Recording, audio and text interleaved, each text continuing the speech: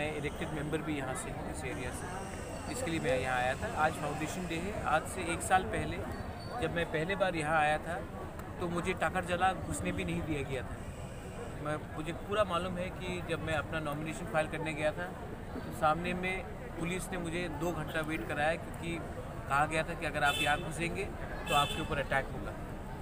आज यहाँ में मैं अपना तिपरा मोथा का फ्लैग होइस्ट कर रहा हूँ और मैं एक क्लियर मैसेज देना चाहता हूँ कि जो प्यार मुझे यहाँ से मिला है और जो प्यार मुझे पूरे त्रिपुरा से मिला है, उसका मैं जो गिफ्ट वापस त्रिपुरा को दूंगा वो अपने दोफा के लिए ग्रेटर त्रिपुरा लैंड और कॉन्स्टिट्यूशनल सोल्यूशन लेकर ही आऊँगा। आज हमारा फाउंडेशन डे था और मैंने कल अनाउंस किया था कि मैं अपने पार्टी को 11 लाख दे रहा हूँ। उसी से आज यहाँ में मैंने इस एरिया में भी पैसा पार्टी को दिया है।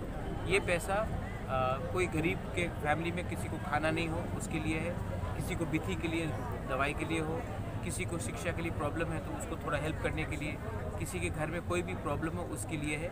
ये पार्टी के तोहफा के लिए, सर्विस करने के लिए है, तो मैंने दिया है।